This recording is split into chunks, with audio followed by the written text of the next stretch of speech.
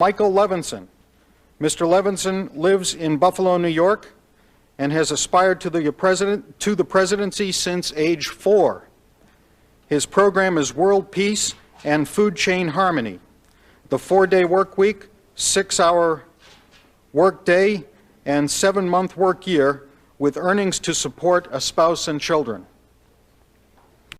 Young lady, I'm Michael Levison. I'm a candidate for president, and I believe the president sits on a horse and everyone else rides and stands in the dust. So I'll water your horse for you. I'll pump the gas for you. You go inside and pay the bill, and I'll give you some literature when you come out. That's all right. I'll pump my own gas. You sure? I have not heard Mr. Levinson's name, but if he's running for the Republican nomination, he's an opponent. I mean, and that doesn't mean I'm hostile to him, but we're competing for the same nomination. I'm running because it's my lifetime ambition. I decided I was going to run for president and be the president when I was 4 years old. I was doodling in an Abraham Lincoln book. I can take you to the house in Buffalo, New York on 20 Linview Terrace and show you the spot on the floor in the living room where I was sitting where the sun was coming in the window. Republican poet Michael Levison has run for the White House 4 times. Preaching world peace in his book of Lev, the candidate considers his poetry to be prophecy. Americans feel all men are equal. Leaders come forward. They have clear heads, begin in log cabins, write their own speeches. I'm a prophet. That is correct. I'm a prophet of God. Prophets are prophets of God. What they do is for God. The book that I wrote describes every major event that's happened since 1972. Richard Nixon leaving the White House, Agnew a tragic hero over money, Wallace getting a shot in the back. We'll go sit down in a restaurant. I'll show you the whole Persian Gulf War, and you can run your camera on the page, and we'll look it over real careful. The copyright here is 1971. The Persian Gulf War was 1991. Now we're going to see the description of the Persian Gulf War on this one page. We're going to go fast.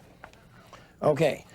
In the story of Earth, men made their wars, for God only knows, out of fear, perhaps, someone else was boss. So the Iranians or the Iraqis, they fought because Saddam told them to. Stones be oldest, stones be best. The last big war's in the Middle East. Everyone loves to watch a good fight. Did you watch it on TV? We believe we have freedom of choice. You don't have any choice. You don't have any choice about anything. You only think you have choice. Nobody thinks. I think. Here's how it goes. People go like this, I think, and then they say what they heard, felt, smelt, saw, but not what they thinked.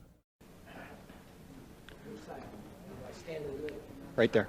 Mr. Dodge, if you would take the other podium, please. Well, when I was introduced, or before I was introduced, I said that my platform was world peace and food chain harmony. So as long as I have 4 minutes, I could return to that concept. This is a book. Other candidates have written pamphlets. I've written a book. I wrote this book in 1971. It's all hand-lettered. It's all in double columns. It's 112 pages long. And I could say, sing, chant from cover to cover this book. That's like old blind Homer. You sit at home in your living room where some of us are now and the rest of us are here, and begin to recite and tell the story of Adman and Divan and trace the generations of men and explain how the Cheyenneese people became yellow-skinned and what happened when Moses went up to the big Zion, Mount Sinai. That's a cultural event like Marshall McLuhan's Global Village.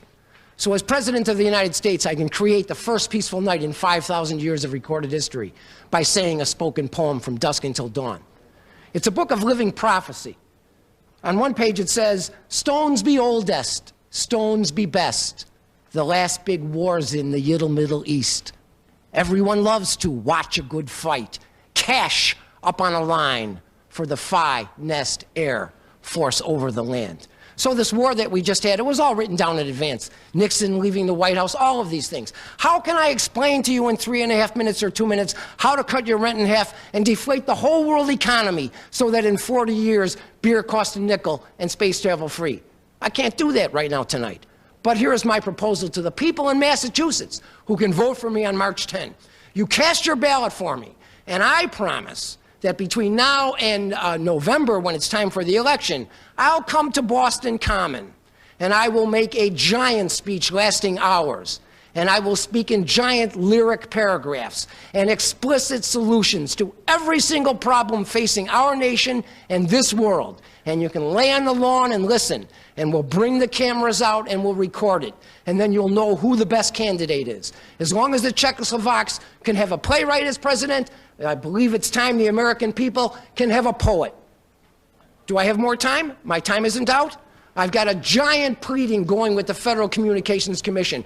What nobody knows is what the law is. The law says when you are a candidate for a federal elective office, primarily the office of President of the United States, and your name is on a ballot, you make a reasonable request of a broadcaster like the Public Broadcasting Network, which is free, and they must give you the time that you ask for as long as you're reasonable and give them enough time to change the schedule. And that's the law. But nobody exercises this law. And when the station refuses, their license can be revoked. So I have a giant pleading going with the Federal Communications Commission, and I'm going to do my best to get into the federal court in the next 3 or 4 days, and then there could be a little action in this country. Because I'm entitled to make a giant speech on television by myself, as all of these other candidates are too.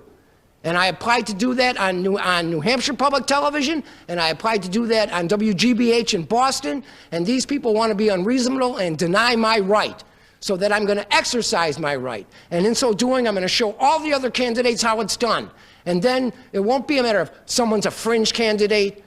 How can we explain any of our ideas in 2 minutes or 3 minutes or 4 minutes? All you can do is get a look at us and get a sense of what we might be about, so that hopefully I'll get the chance to make a giant speech before March 10 on WGBH. Maybe I won't, but I'm going to keep fighting for this right, which is an established right, and then you'll be able to judge how much of a candidate I am. Thank you very much. Thank you. The airtime for this broadcast has been made available to Mr. Michael Levison by New Hampshire Public Television in accordance with the requirements of the law.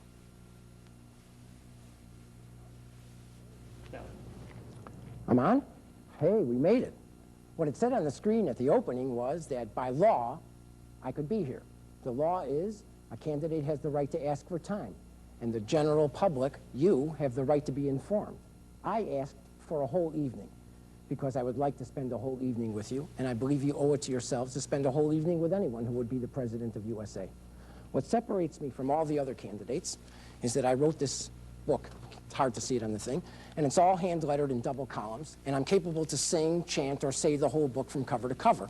Now, I'd just like to show you just a little bit of it so that you understand where I'm coming from.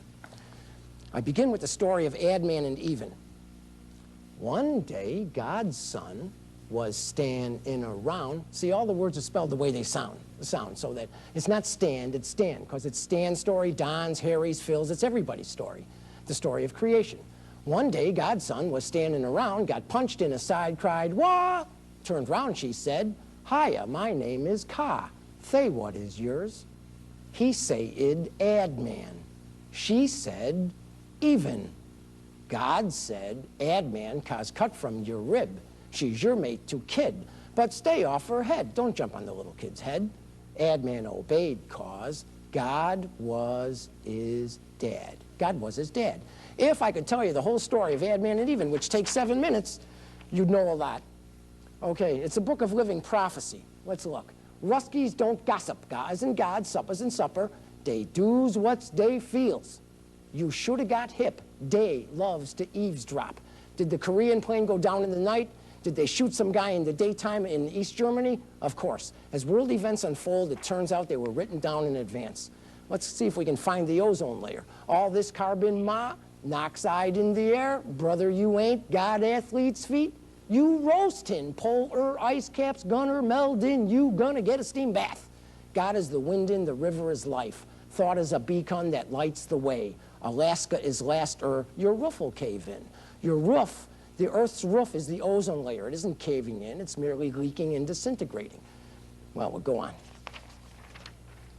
Oh, I really like this. This is George Wallace. He gets a shot in the back. Okay, I'm gold run on tongue from dusk until dawn, telling you of bad dill in American lands. First old Whitehead, Washington defeated the redcoats.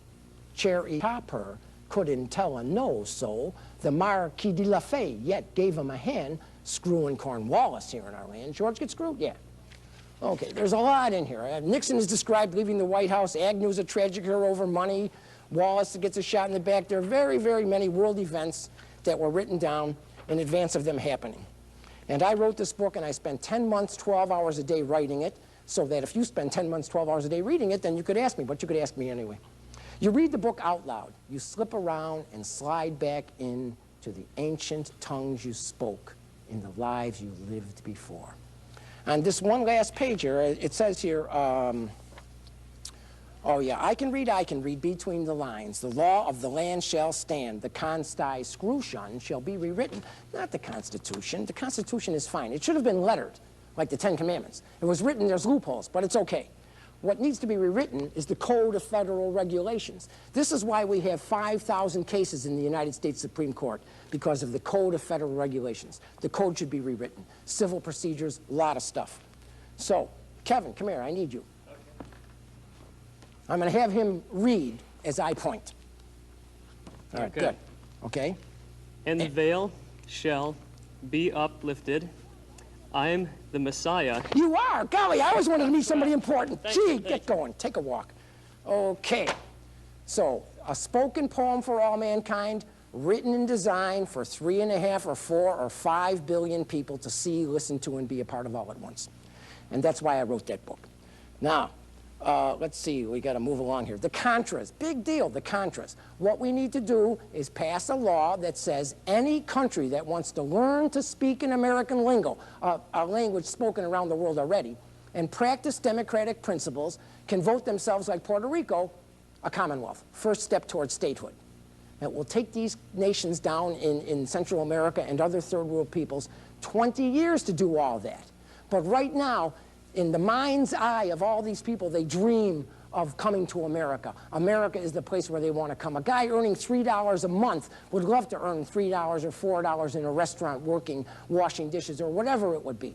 So these people dream of America. Now, suppose that a program like this was going on, and we had a statute that said that, and we played it in a Spanish overvoice from the C-SPAN while the Congress was discussing it, and it played in Central America, and you were cleaning you were picking the bananas in the fields or wherever in the forest, and some guy stuck his head through the brush, and he said, "Here, I got a Kalashnikov rifle, let's go make revolution, we'll shoot down the telephone pole." You would say to him, "No, we're learning American lingo, and we're reading Thomas Jefferson, and we're practicing democracy at the village level."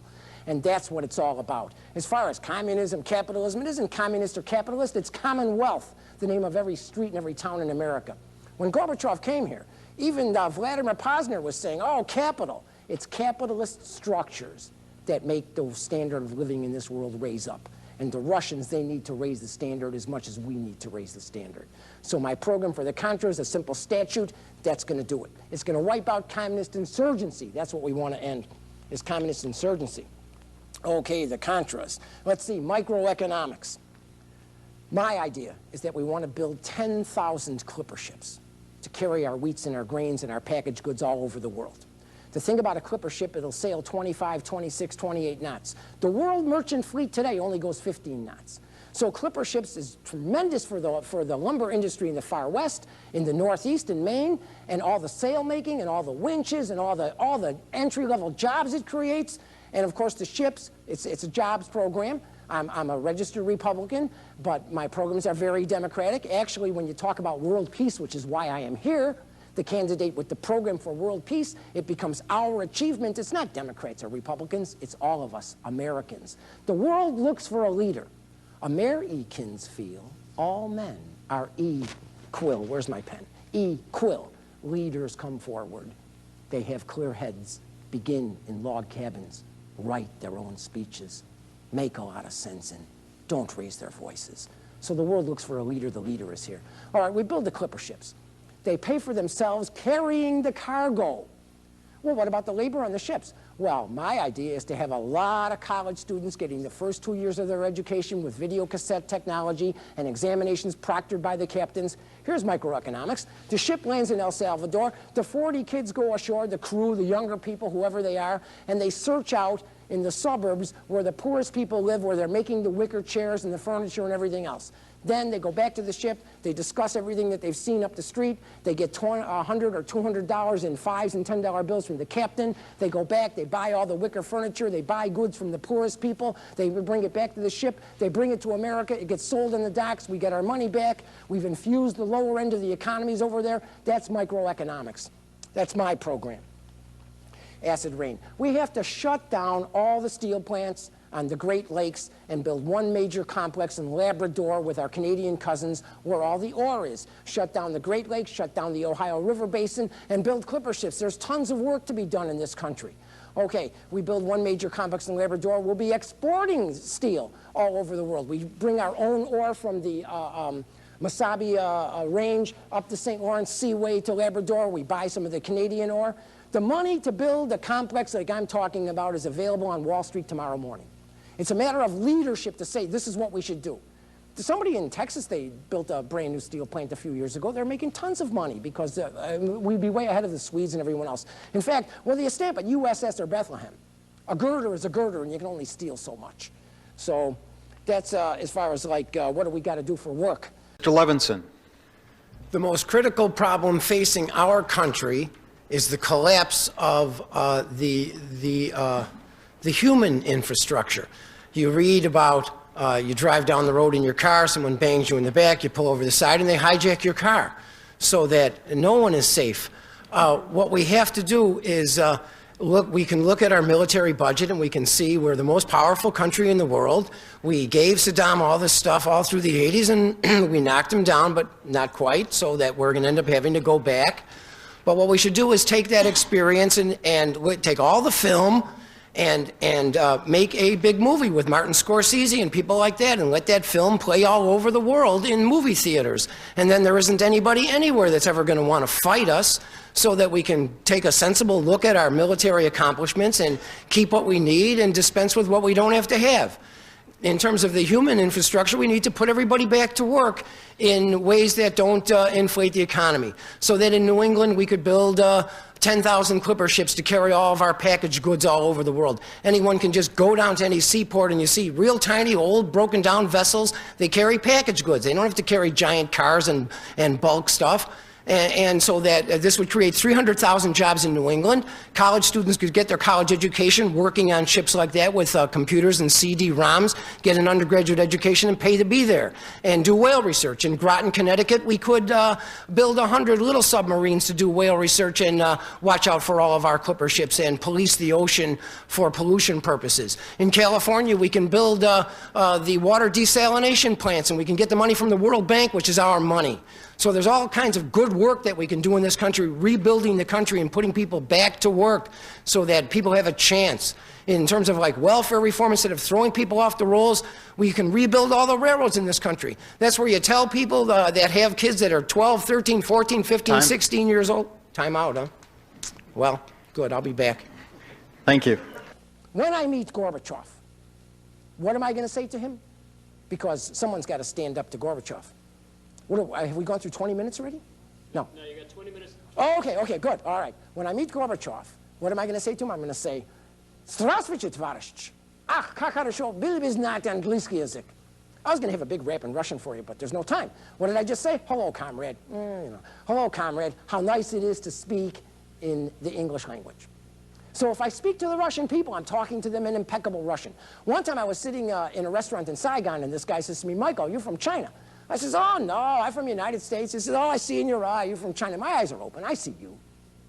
Okay, chunko yan. So I could talk Mandarin, too. Now, I want to do the hat trick. Okay, the hat trick. Where's the sheet of paper that I need? Where's that yellow paper? There it is. All right. This is just a hat, folks. You see, I got the same hairline as Gorbachev. Okay, my name is Michael, Mikhail in Hebrew. Same name as his. That don't hurt. All right, this is just a regular hat, right? Okay, the hat trick. This is for talking to the Ayatollah. How interesting, huh? Change the whole form. I think I'll just leave it on here for a few minutes. In 1980, I was a writing candidate for president. I had a good scheme. I figured if I could get the hostages back, of course I would get elected president. So I've changed the dates in this. But were I talking to the Ayatollah now, I would say to him, Machastori Girugan Hahastim. I took this off the tape before we did the program, which translates, all we ask is return of our own. Now, I'm just going to read this Farsi to you. I'm going to read this Farsi to you, and, oh, am I in focus now? Okay. I'm going to read this, good. I'm going to read this Farsi. I'm sorry, she should say, push him back. Okay. Machastori girugan hahastim. The Shah bochada ast. Mon payom bari sohan 1988. Choda shala bachohat gardud se pas bot shela shala chohunt kusht. Choda bat she hara bebehesht chohad philistad. Se pas shah bach chohat gesht bazamin barayeh madomah Iran. Now, I had that in my head in 1980. I didn't have to look at a piece of paper. What did I say? I said that all we ask is return of our own. I said that the Shah is with God. You remember Savak? Savak, a kid would go outside and say, down with the Shah, and he would be arrested. He would be arrested that night, and they never see him again. The Savak was trained by American people. The Shah's secret police, they murdered at least the Amnesty International said 40,000. Okay, so you know the Shah's secret police was Savak. What I just said was that all we ask is return of our own. The Shah is with God. If you give me the hostages, the American people are going to elect me president in 1988. If I am elected president of USA in 1988, world peace comes in 1990. You got that? World peace comes. After world peace comes, God is going to make the resurrection. And when God makes the resurrection, all the children that were murdered by Savak shall be returned to their families here on the earth. And the Shah shall be returned to the Iranian people, and would they love to have him? You like that, huh? Where do I get that information? I wrote this book because I was on a ship 40 days and 40 nights. The whole sky opened up. It's not the first time in this lifetime. It's not the first time I've had this kind of experience in the lives that I've lived in this world. But yes, I was there. And the story of Jesus is a story I tell. Were it not for Jesus, the crosswalker who walked across for all of us, I could never be here. So that invite me into your church, I'll preach a sermon. I preach the laws of Moses, lay preacher. So now we've done the languages. Well, let's see. I think I've given you a good thing. I support the 75 cents, no questions asked, abortion on demand. Midwives. Those who cry out the loudest against abortion, they are the ones who were aborted in a previous life. And the experience is stamped in their character. They hear the word abortion and they freak out. What about the guard that stood at the gates of Auschwitz, and every time a 6-year-old kid went by who was too old to be a medical experiment and too young to be a worker, that the guard kicked him and said, have a shower and then have a good life? Maybe God has a program for that guard's soul, that he should be aborted 1,000 times over. God decides who is conceived, who is born, who is unborn, who is aborted. Everything that ever happened in the world happened for a reason. What happens next? God only knows. Wimp, where are you, wimp? Someone's going to put their hand on a Bible and take an oath to defend our liberties. I seek to take an oath of office and defend the rights of a Vietnamese girl orphaned at birth on a Coast Guard cutter 12 miles off the coast in the South China Sea, that when she grows up, that she can do as I am doing, stand for public office. Because like me, she was born in the USA. So that someone's going to put their hand on a Bible and take an oath of office. They should. I've never taken the Lord's name in vain in at least 20 years. No one's ever heard me say that. But what I have said is this: don't take the Lord's name in vain or in aim, because God don't give any damns. And besides, he could care less. So these words, I never put those words together the way other people do. I would never say that. God forbid. So that somebody wants to be the president. Let's do education, all right? The world needs a center of learning. The world doesn't have a center of learning. So we need to get on top of what's going on with the world's ecology. Okay, so we build a beautiful center of learning. We bring all the information from all over the world, what's being researched here, what's being researched there. Then we're on top of things. Now, at the same place, you bring 10 teachers. Every school system, every school, every city, every town has one extraordinary teacher. You bring all these teachers to one place. So you got 10 teachers for English 7th grade, 10 teachers for general science 5th grade, 10 for everything. And then you put live, giant, holographic screens in every schoolroom in America. And now the best teachers are teaching on live television, and it gets to be recorded. And the teacher in the classroom doesn't have to face the students the way I'm facing you. They're there, they're a monitor, they're helping the faster ones get better, they're helping the slower ones to catch up. They don't have to do lesson plans, their work is easier, and the best teacher available is available. The poorest will be with the best. This raises the level by using our technology. Every school system will have the best teachers, and the PTAs will pick which ones they want. So that's education, and that's what we need to do in this country. And the Center of Learning, it'll pay for itself because all the other countries will contribute because they want to draw the information from it like all of us, research into whatever it is. So that's education. Trade relations with the Japanese. Trade relations with the Japanese. My plan is to sell them Hawaii for $1 trillion yen. Okay, it's that simple. I want to sell them Hawaii. They own it already. Let them pay the unemployment insurance. As a matter of fact, I wrote that down in the book many, many, many years ago. That book's copyright 1971. I wrote it in 1970. I was in Hawaii in the late 60s. And they were buying everything at the time that it seemed that they owned it. Now, what do I want to sell them? 9 square yards for a flagpole. Would they give me $1 trillion yen for 9 square yards for a flagpole next to ours? All right, the Hawaiians, it's up to them, you know, when you stop and think about it. I'm sure that the 100 or 200,000 Japanese living there in retirement would immediately try to become American citizens so they could vote that it should be a free state in the Pacific, and they would elect representatives to Japan and representatives to here. It would be a crossroads. It would be tariff-free. The Hawaiian people would love it. Japanese people would carry our goods back to Japan. I'm talking about only 9 square yards for a flagpole, and I'm only talking about the mainland, and English will be the official tongue, and we own Pearl Harbor, and they wouldn't want to take it from us anyway, and we still own Waikiki Beach. The Japanese would answer me, check or cash. If I merely offered it to them, their whole trade ideas will change. The Japanese are spending $275 million in the Pacific to try to build around 2 rocks in the Pacific where there's room for 9 seagulls. They're trying to make it like it's an island. So what the Japanese do is they slaughter the whales. And they're slaughtering whales, and we can't do anything about it because we owe them so much money.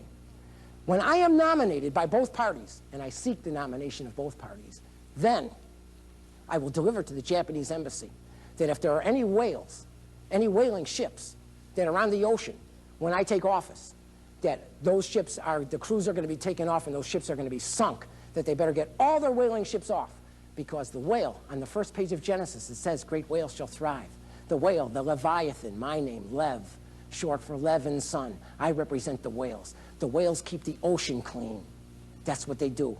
Those giant whales, they eat krill all day long. Were they not there, the krill would rise to the sea top. It would be 80 feet deep with krill. And then how could the sun perform its role in the evaporatory process of heaven's formation, the clouds that are Earth's blanket? When the whales are gone, we're done.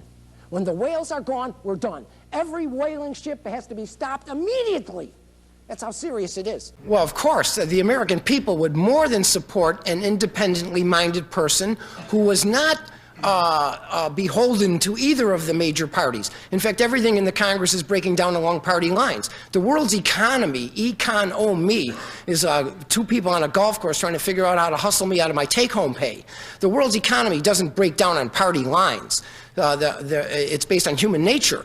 So everything in the Congress breaks down on party lines. The party gives you money, the party supports you, and then you vote the way the party tells you, or you don't get anything from the party. The American people half don't even vote, and the American people would more than support an independently minded individual person who stood between the 2 parties. Half of the voters who are registered independent. So that my own idea is to have my own TV show every night in the White House, live at the White House, an after-dinner United Family talk show, which would be a forum to talk to the American people every night so that they know what's going on. Ronald Reagan was good at this, that people supported him, so he had, amongst the general population, he could push his own program, although I don't even believe he had a program.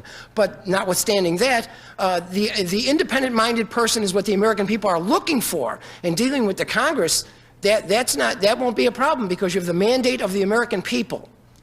And that's what they want. They don't want anyone from either party. They keep asking, where's there a candidate? The issue is not being fringe.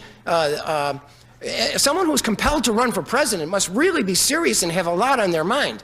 My program is to exercise the telecommunication laws and make a giant speech on behalf of my own campaign, and I have pleadings going on with the Federal Communications Commission, and we'll move in the federal courts, and I plan on making a major speech, and when people hear me talk at length and slowly and carefully and explain every detail, I'm going to win this election. I plan on it. Muhammad Ali is my choice for vice president. Thank you. Another thing is these drug programs of mine. I support original formula Coca-Cola, the stuff the Marx Brothers was drinking when they made those movies. You sell it in drugstores for $7 a bottle, and $6 goes to balance the budget and pay off the national debt. All right? Who's going to drink it? The unregistered voters are going to drink it. Who? I'm not going to drink it. I'm a Pepsi man. I'm not interested in it. I don't care. But there's people that will drink it. That ends all the cocaine traffic. The way it is now, the coke dealers, they can put $100 million in Swiss bank. Our money falls. The 100 is worth $150 million. They'll come here and buy an apartment complex. The moral structure is what the politicians will say. The politicians will say, well, our moral structure is going apart. Are you going to become immoral if you went and bought a bottle of original formula Coca-Cola? I don't think so. And the little old ladies who have arthritis, and if they could drink a 4-ounce juice glass full and go back to knitting, the drug companies are going to lose money from this. A lot of people would buy original formula Coca-Cola and they wouldn't buy their arthritis medicine. That you never hear about. So that ends the international coke traffic. And we'll sell it all over the world. I just assume trade original formula Coca-Cola for BMWs and Saabs and all of that stuff and VCRs.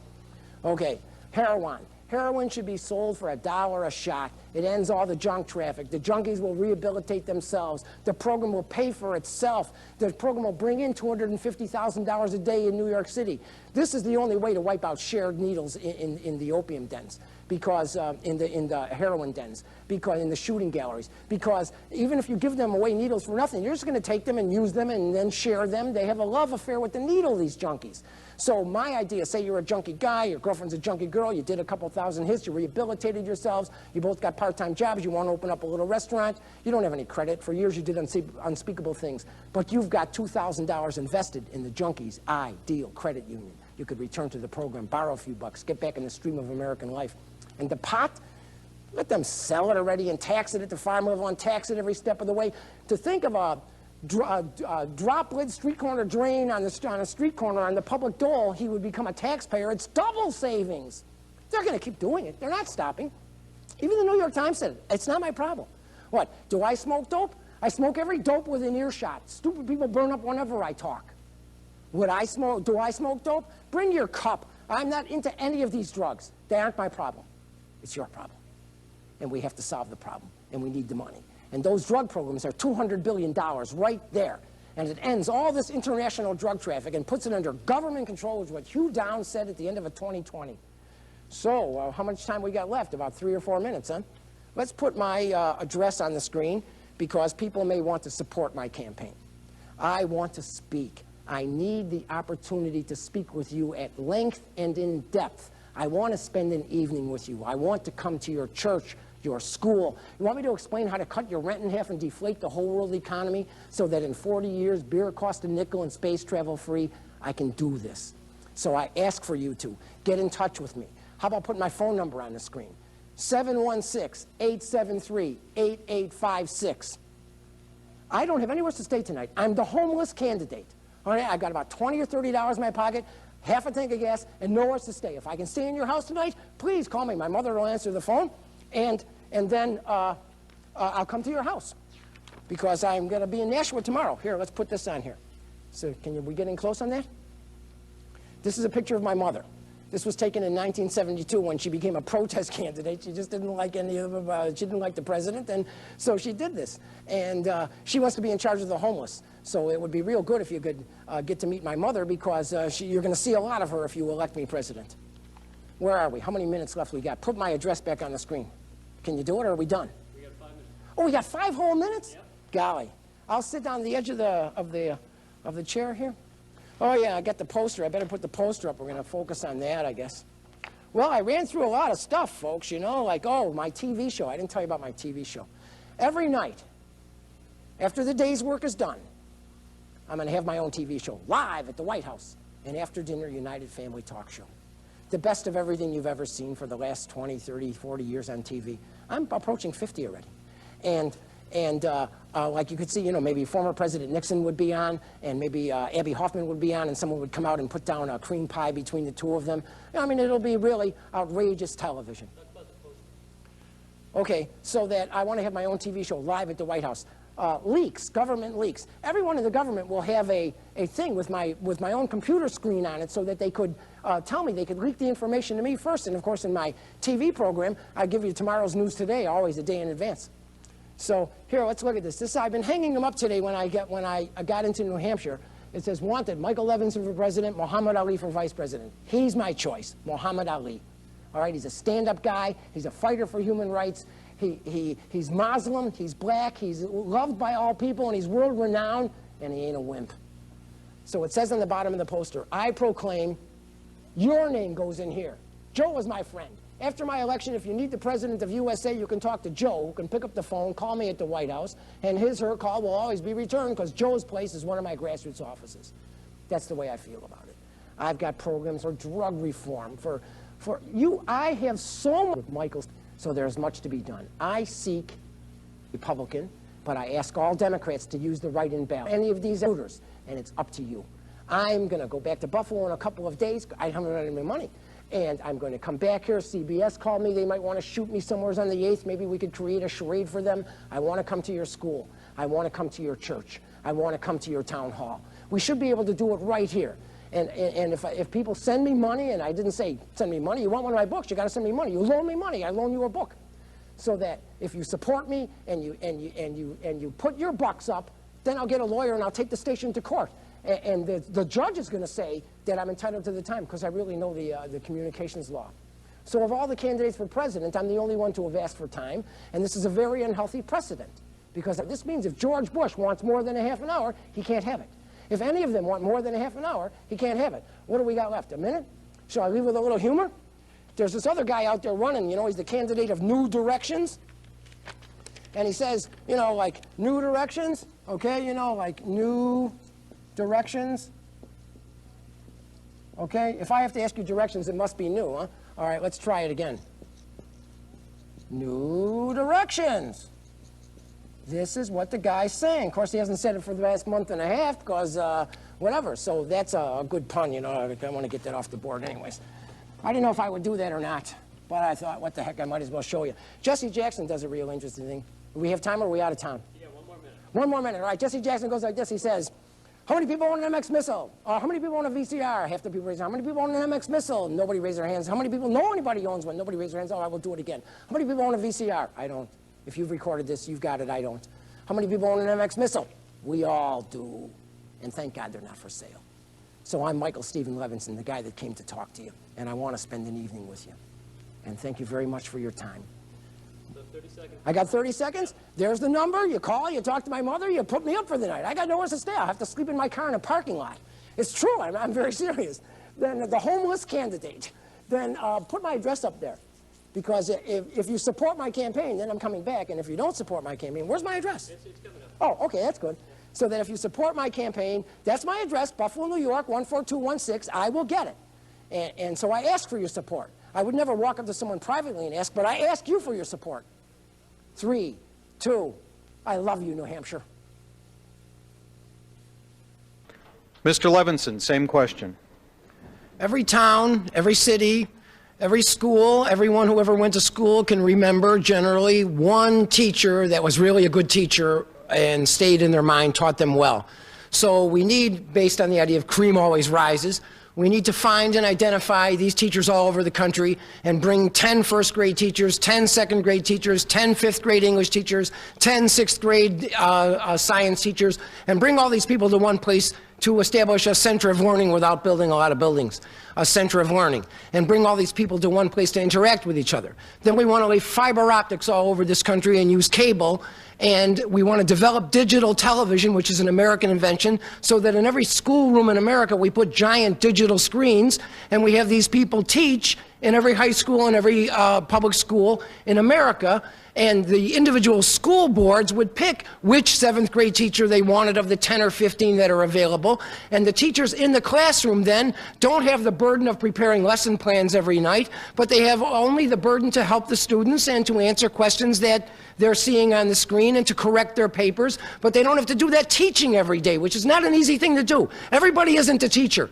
So we find the best teachers and we bring them all to one place, and we use our technology so that all over America, everybody's getting the same top quality stuff. In this way, the poorest will be with the best. So that in an inner city school where they're not getting a good education, they'll get the best teachers. And the slower students can be helped to move faster, and the faster students can get extra work to do.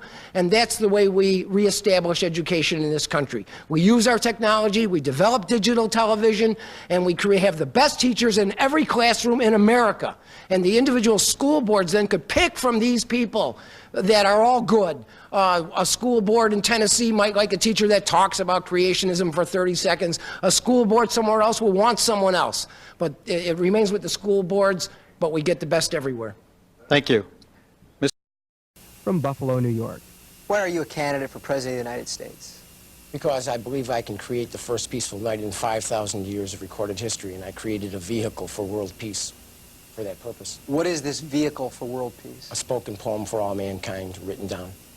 Could I share a little bit with the people? Before you go, one poem can bring about world peace? Well, it's a poem that was written and designed for 3.5 or 4 or 5 billion people to see, listen to, and be a part of all at once via the AT&T I tell and tell. Why don't you go ahead and give us this poem, sure. or a little part of the poem? Well, yeah, I've seen you hold it. Why don't you read it? It's probably best if you just read it. Well, we could try a little close-up on it, maybe, see if it'll work. I put it on the blue paper.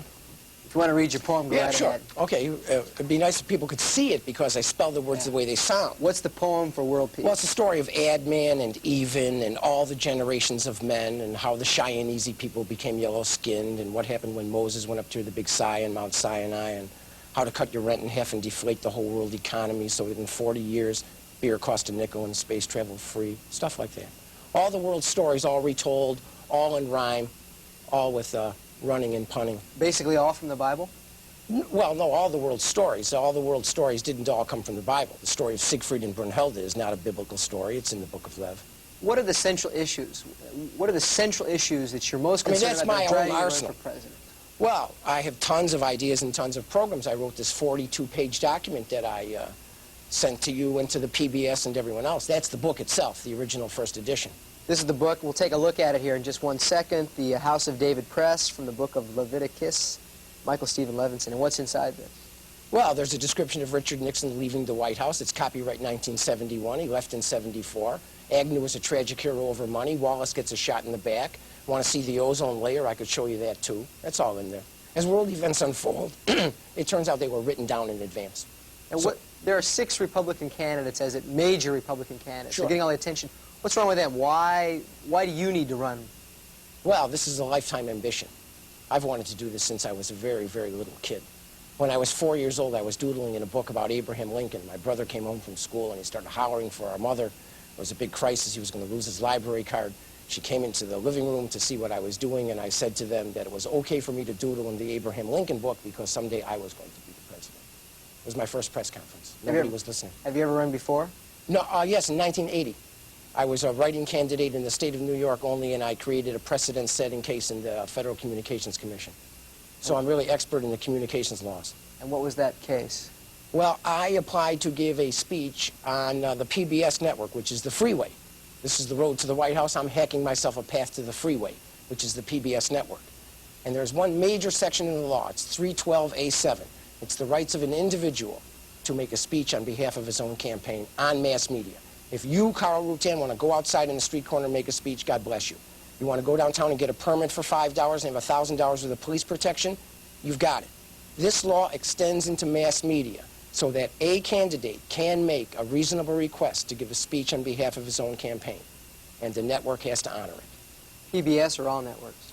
Well, wherever you apply. Now, there's only 2 cases. Mine that was settled in the communications in the FCC, and it was an erroneous ruling. What they said was that I was only a bona fide candidate in Metro Buffalo, where I had done most of my campaigning, and that Metro Buffalo was only 7% of the state. But when they printed the rule in the law books, they stripped out the Buffalo station because a public interest research group would have said, hey, wait a minute, there's something wrong here. But I didn't appeal it. I let it slide. The other ruling was Carter-Mondale in 1980. When the judge in the court, after ABC and NBC and CBS appealed the FCC, the judge said, we hold it is an affirmative right of an individual to make a speech on behalf of his own campaign. In reality, do you think you can be elected president? Of course, I know I'm going to be elected president. What's your strategy? How will that happen? Well, my strategy for New Hampshire I want to keep to myself, but I'm going to be sitting there laughing at everybody when it's time, because if I plunk $1,000 down in the state of New Hampshire, I'm on the ballot. Once I'm on the ballot, there's no question about my candidacy. Therefore, I'm entitled to my broadcast opportunities.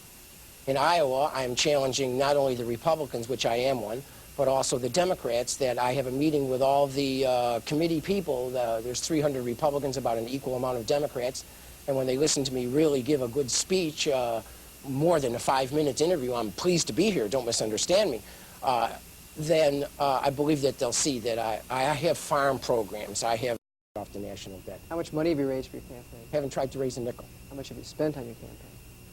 About $3,000, $3,000 or $4,000. And look at me, here I am in a national hookup. That's right. And 35% of both parties of people have said that they're still looking for a candidate. So it's still wide open in your opinion? Oh, we're very wide open. What about the South? What's your strategy for the South? Well, I worked for years on the ships. I was in the Seafarers International Union. I sailed with a lot of guys from the Southland. I was working stiff. And I'm going to get a copy of this tape to the Union Hall to be distributed to all the other Union Halls like the other candidates have had them do. And my strategy in the South is to, well, my first strategy is I've applied to C-SPAN and to the PBS network to give a giant speech on behalf of my own campaign. And if I have to fight everybody in court, I will. And I will give that speech. And then I will challenge all the TV stations in the Southland to invite me in for a no-holds-barred press conference, which all these local stations, they kind of like that. They want to do something also. And then I'll stand up in front of local media and answer any question about anything for as long as they want. That way people will get to see me, and I don't conduct any political charades. I'm really not into charades. What do you do for a living? How do you This is full-time. Full-time? How do you pay for your food? You must do something. Well, I had a little money saved, and I just live very tight to the wire. I don't squander any money if I can help it. You had 30 seconds to tell the American people something. What would it be? If I had only 30 seconds to tell the American people something, you want to hear me tell you the story of Adman and Even and trace the generations of men and tell how the Cheyenneese people became yellow-skinned. You want to find out that we have to save the whales and what my programs are, that I want Muhammad Ali to be my vice president, that I want Richard Nixon to be my Secretary of State without portfolio, and that I have a program to thin the ranks of bureaucracy and everything else you can possibly imagine. And I'll give such a giant 4-hour speech and make every line a delicate, sensible rhyme. Was that a 30-second glitch?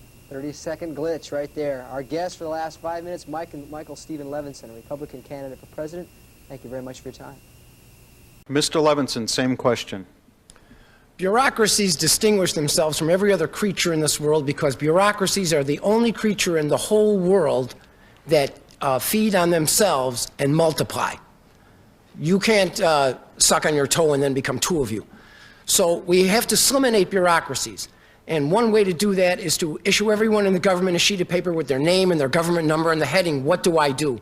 And have these people write down in their own words what they do, and then send these papers to universities and high school seniors and have everybody go over everything line by line to determine who is doing something and who isn't. We should create a severance package for people in the bureaucracies who recognize they aren't doing anything. You read about this in the paper all the time. A company takes a $200 million write-down or write-off, and their stock goes up because they are eliminating their operation. So bureaucracies, in order to justify themselves, create rules and regulations, and these are a burden for the small business person. Another area that we have to consider is this, it's all the tax structure. This capital gains business. If we change these, I don't support George Bush. But if we change the capital gains tax structure There's a lot of money in this country that would be invested in all kinds of little businesses and ideas that people have where they're good ideas, they're sound, they're firm, but they can't get any money to get started because it doesn't pay for people to loan money if they're not going to be able to get a return. So we need to reform the whole tax structure. We need to have a flat tax.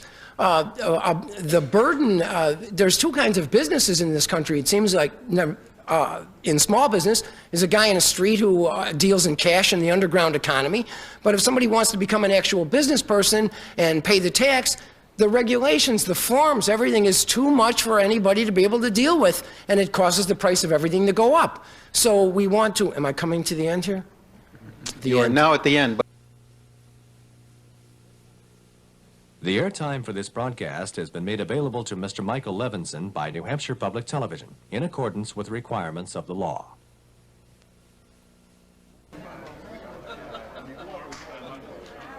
Tune to C-SPAN 2 on Sundays at 6:30 p.m. Eastern Time for our weekly look at the 1992 presidential race, Road to the White House. Road to the White House brings you an in-depth presentation of next year's campaigns and candidates.